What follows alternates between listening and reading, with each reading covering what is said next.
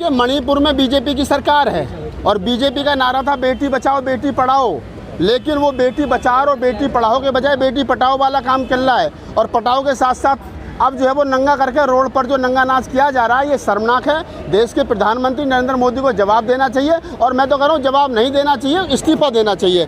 जिस देश के अंदर महिलाओं को नंगा करके रोड पर घुमाया जाता हो, देश की आधी आबादी को अपमानित किया जाता हो, संविधान की को धज्जी कर दिया जाता हो, मनुस्मृति को लागू किया जाता हो, और देश का प्रधानमंत्री मुँह में दही जमा करके बैठा रहता हो, तो ऐसे प्रधानमंत्री को तुरंत तत्काल प्रभाव से इस्तीफा देना चाहिए। और जो विपक्ष की भूमिका में पार्टी हैं, उनकी जिम्मेदारी जाती है कि वो विपक्ष जो है वो अपनी महत्वपूर्ण जिम्मेदारी निभाते हुए सरकार को इस मुद्दे पर घेरे। सर क्या लगता है ये वीडियो अगर सामने नहीं आता तो वायरल कर रहा है, विपक्ष पे तो यह आरोप लगाए जा रहे हैं। नहीं, अगर ये कह रहे हैं कि वीडियो पुराना है तो कब का पुराना है? महिलाएं हैं, मणिपुर की हैं, रोड पर उनके साथ शोषण अत्याचार हो रहा है। जिस प्रकार से जल्लाद नोचते हैं, इस प्रकार बहन बेटियों को नोचा जा रहा है और उनका वीडियो बना करके वायरल किया जा रहा है। ये लोग साबित क्या करना चाहते हैं? कभी दलितों को क्या नाम है थूक कर चटवाया जाता है, कभी यादव को थूक करके चटवाया जाता है, कभी वीडियो बना करके वायरल किया जाता है, कभी बहन बेटी को छेड़ करके वीडियो बना करके वायरल किया जाता है। एक देश के 85% SC ST OBC माइनॉरिटी आधी आबादी महिलाओं को अपमानित किया जाता है। उनको क्या नाम है कहीं ना कहीं उनका वीडियो बना करके ये बताया जाता है, उनको खौफ पैदा किया जाता है सोसाइटी के अंदर। तो ये लोग चाहते क्या है? मुट्ठी भर लो, और सरकार मुंह में दही जमा करके बैठी है। शर्म नहीं आती इन लोगों को? मर जाना चाहिए ऐसे लोगों को जो संवैधानिक पद पर बैठे। तत्काल प्रभाव से इस्तीफा देना चाहिए इन लोगों को। सवाल पूछ रहा है इस पूरे मामले पर। मैं कांग्रेस से सवाल क्यों पूछ रहे? कांग्रेस कौन है भाई? कांग्रेस कौन है? राहुल गांधी कौन है? क्या नाम है? सोनिया गांधी कौन है? मनमोहन सिंह किसी संवैधानिक पद पर है?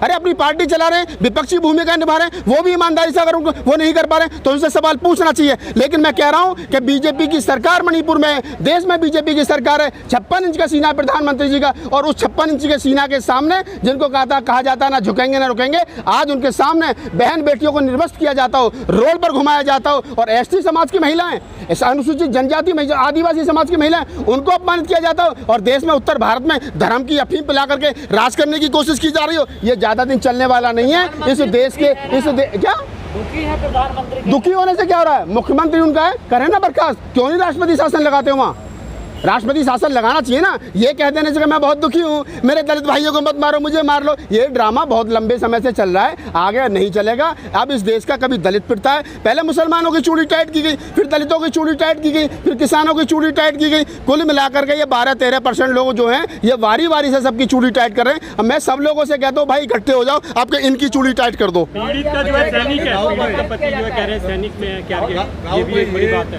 भी आया है कि उन महिलाओं को रेप करने के लिए महिलाओं ने ही उकसाया था पुरुषों को। तो एक समाज के तौर पे इस घटना को कैसे देखते हैं? देखिए मैं ये कह रहा हूँ वो किसने उकसाया था, किसके नहीं उकसाया था, ये जांच का विषय है। सरकार जांच करे, दूध का दूध पानी का पानी करे। लेकिन ये बात तय है कि जो हुआ वो शर्मनाक है, वो नहीं होना चाहिए था, वो मानवता के नाम पर कलंक है। हम अपने आप को आज इंसान कहने में, मानव कहने में, हम इस भारत के नागरिक हैं। जिस भारत में महिला को नंगा करके घुमाया जाता था, आज हमें ये कहने में, हम जाकर के कहते हैं विदेशों में हम बुद्ध की धरती से आए, हम इसकी धरती से आए, उसकी धरती से आए। क्या जाकर के कहेंगे विदेशों में हम उस धरती से आए जब महिला को नंगा करके घुमाया जाता है? क्या जाकर के कहेंगे कि महिला को रोड पर नंगा करके उन्हें नोचा जाता है, उनके साथ में बदतमीजी की जाती है, और हमारा प्रधानमंत्री मुंह में दही जमा करके बैठा रहता है? तो ये शर्मनाक है। लेकिन नागपाल जी, दुर्गा पूजा में मिट्टी की महिला को साड़ी पहनाई जाती है, 9 दिन पूजा की जाती है। ये जो ढोंग है ना पूजा वाला, सबसे पहले ये बंद होना चाहिए। इस देश की आधी आबादी महिलाओं को अपने अधिकारों के लिए लड़ना चाहिए। उन्हें कहना चाहिए हमें नहीं पूजना भैया, हमारी पूजा बंद करो, हमारी मंदिरों में मूर्तियां मत रखो, हमारी 9 दिन पूजा मत करो, हमें मान सम्मान दो, बराबरी दो, संवैधानिक राइट्स दो, हमें बराबरी में प्रॉपर्टी में बराबरी का हिस्सा दो, बेटों के बराबर हमें समझा जाए। हम हैं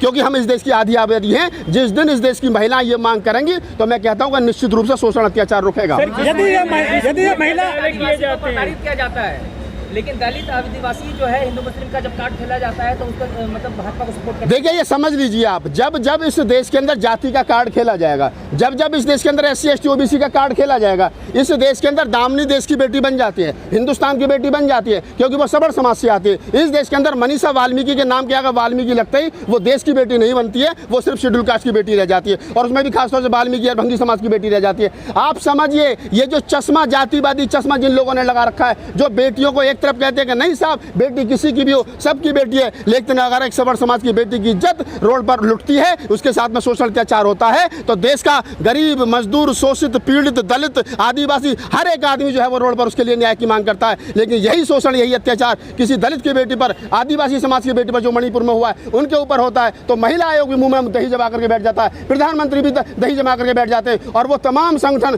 जो बेटी बचाओ बेटी पढ़ाने की बात करते हैं उनके मुंह में दही जम जाती है, क्योंकि वो बेटी, वो औरतें शेड्यूल कास्ट की पृष्ठभूमि से आती हैं, आदिवासी समाज से आती हैं, क्योंकि एक तो महिला और ऊपर से आदिवासी। इस देश के अंदर प्रधानमंत्री राष्ट्रपति आदिवासी समाज की महिला बनती है। अगर द्रौपदी मुर्मू देश के मंदिर में जाती हैं तो उनको बाहर खड़े होकर के पूजा करनी पड़ती है, और देश के राष्ट्रपति रामनाथ कोविंद पूजा करने के लिए जाते हैं तो उनको सीढ़ी पर पूजा करनी पड़ती है। ये बात समझनी चाहिए। पहले तो इस देश के अंदर औरत होना गुनाह है, और औरत में भी अगर आदिवासी हैं, शेड्यूल कास्ट हैं, शेड्यूल ट्राइब हैं, ओबीसी हैं, तो ये डबल गुनाह है। इस देश का जातिवादी ढांचा, इस देश का पुरुष प्रधान जो समाज है, वो इस देश के अंदर महिला को कभी भी मान सम्मान नहीं देता। मैं पुनः कहता हूं कि इस देश की महिला को मांग करनी चाहिए कि हमको मंदिरों में मत पूजो, 9 दिन हमारी पूजा मत करो, हमारा कोई क्या नाम आप जागरण मत करो देवी के नाम पर, हमें हमारे संवैधानिक राइट्स दो, हमें इस देश के अंदर रहने के लिए हमारे जो मूल अधिकार है वो हमें मिलने चाहिए। मोदी जी ने तो राष्ट्रपति बना दिया, यही तो कहते हैं। हाँ, तो राष्ट्रपति बनने के बाद जाति कहाँ गई? अगर द्रौपदी मुर्मू को राष्ट्रपति बना दिया गया तो उससे पहले शुद्धिकरण हुआ, उसके बाद जब वो मंदिर गई तो उनको मंदिर में नहीं घुसने दिया गया, बाहर से पूजा की गई। ब्राह्मण मंत्री मंदिर के अंदर है और आदिवासी महिला जो देश की राष्ट्रपति वो बाहर से पूजा कर रही है। जाति है कि कभी जाति नहीं। महिला होना गुनाह है, शूद्र होना गुनाह है, दलित होना गुनाह है, आदिवासी मूल निवासी होना गुनाह है। और ये इस देश के अंदर जो चतुर चालाक चंड पोंगे पंडित जो बैठे हैं, पंडे बैठे हैं, वो इस षड्यंत्र को बनाए रखना चाहते हैं, क्योंकि इस आधार पर उनको मान सम्मान मिल रहा है। लेकिन नागपाल जी, हमारे देश में गाय ज्यादा सुरक्षित है या महिला ज्यादा सुरक्षित है? गाय ज्यादा सुरक्षित है, और अब तो गाय भी सुरक्षित नहीं है। पिछले दिनों आपने कानपुर में देखा एक पंडित जी किस प्रकार से गाय का शोषण अत्याचार कर रहे थे, उन पर 377 में मुकदमा दर्ज हुआ। तो गाय भी कहाँ सुरक्षित है? इस देश के अंदर कोई सुरक्षित नहीं है, सिर्फ एक जाति सुरक्षित है जिसका नाम है ब्राह्मण, वो सुरक्षित है केवल।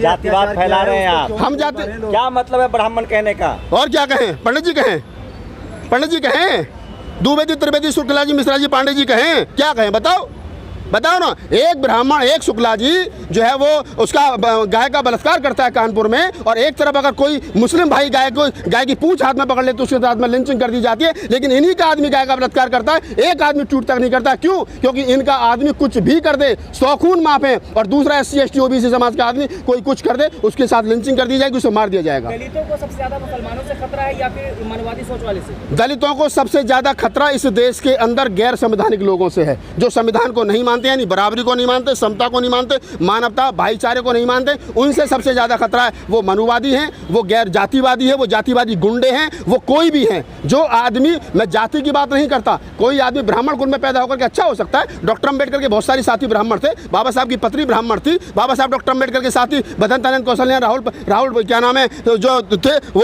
राहुल शंकराचार्य, वो थे क्या नाम था उनका, राहुल साकृत्यान, वो ब्राह्मण थे। तो ऐसा नहीं है कि ब्राह्मण बुरा, लेकिन कुल मिलाकर के ब्राह्मण चलेगा वहीं टाइपराइटर की तरह, लगा दबाव कहीं से लगेगा वहीं जाकर के, उसका टारगेट वही होता है, ये ध्यान रखना। दलितों में लेकिन सर दलितों में जागरूकता आई है? बिल्कुल जागरूकता नहीं आई। अगर जागरूकता नहीं आई होती तो मैं दलित समाज में पैदा होकर के बोल रहा होता, आप सुन रहे होते मुझे।